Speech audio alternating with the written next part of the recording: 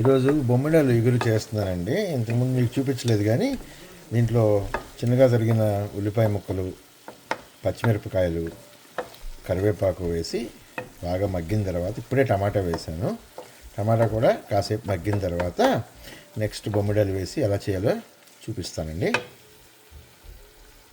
టమాటా మగ్గాలంటే కొంచెం 10 నిమిషాలు టైం పడుతుంది. అందుకనే ఇట్లా మూత పెట్టేసి ఒక 10 నిమిషాలు అట్లా వదిలేద్దాం.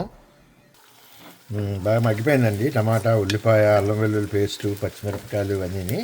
ఇప్పుడు మనం ఇందులో కారం వేసుకుందామండి. ఆల్రెడీ కొద్దిగా సాల్ట్ వేసాను ముందర ఉల్లిపాయ మగ్గడానికి. ఇప్పుడు మరి కొంచెం సాల్ట్, కారం వేసుకుని తర్వాత చేపలు వేసుకోవచ్చు.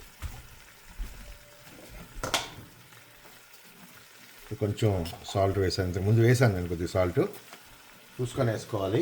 కొంచెం కారం నేను ఒక 3 స్పూన్లు వేస్తానండి. కొంచెం ఫిష్కి చేపలకి కొంచెం ఎక్కువ పడుతుంది కారం, లేకపోతే నీసు వాసన వస్తుంది. అందుకని ఒక 3 స్పూన్లు వేసుకుంటున్నా. మీరు తక్కువ కారం తింటే కొంచెం తక్కువ వేసుకోండి. సో ఇదంతా వేసుకున్నాక మంచిగా శుభ్రంగా కలపండి. కలిపిన తర్వాత ఇప్పుడు చేపలు వేసుకుందాం. బాగా కడిగి పెట్టుకున్న చేపలు అవి. ఉప్పు, పసుపు, కాస్త పెరుగు వేసి శుభ్రంగా బాగా 2-3 సార్లు కడుక్కుంటే నీసు వాసన రాదండి ఫిష్. సో ఇవి బొమ్మిడాలు పులుసు చేసుకుంటారు, ఎగురు చేసుకుంటారు. ఈరోజు నేను ఎగురు చేస్తున్నాను. బాగా కడిగి పెట్టుకున్నాను 3-4 సార్లు.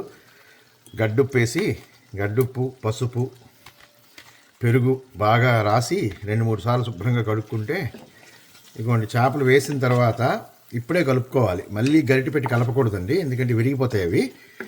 అవి తర్వాత ఎలా కలపాలో చూపిస్తాను, మధ్యలో ఎలా కలుపుతూ ఉండాలో. గరిటె మాత్రం ఇప్పుడు ఒక్కసారి పెట్టుకుంటాం. ఇంకా ఒకసారి శుభ్రంగా కలిసేసిన తర్వాత తగినంత వాటర్ వేసిన తర్వాత ఇంకా మళ్ళీ గరిటె పెట్టకూడదు. చేపలు మునిగేంత వరకు కాస్త వాటర్ మరీ ఎక్కువ వేసుకోకండి, నీరుగా అయిపోతుంది కర్రీ. చేపలు ఫిష్ మునిగేంత వరకే వేసుకుని సిమ్లో పెట్టుకుని అట్లా అవనివ్వాలండి. ఇంకా దీంట్లో ఎక్కువ వాటర్ వేయకూడదు, అంతే, ఇలా వదిలేయటమే. దీని మీద చక్కగా మూత పెట్టుకొని లో ఫ్లేమ్లో అట్లా ఒక 20 మినిట్స్ పడుతుందండి. చేప కదా, ఎక్కువసేపు ఉడకక్కర్లేదు. మధ్య మధ్యలో ఇలా తీసుకుని ఇట్లా కలుపుకుండాలి, అంతే. గరిటె పెట్టకూడదు, గరిటె పెడితే చేపలన్నీ చితికిపోతాయి. అంతే, మధ్య మధ్య ఇట్లా కలుపుకుంటూ అవనివ్వాలండి. చూడండి ఎలాగో కొత్త మన ఉడుకు పట్టింది చేప.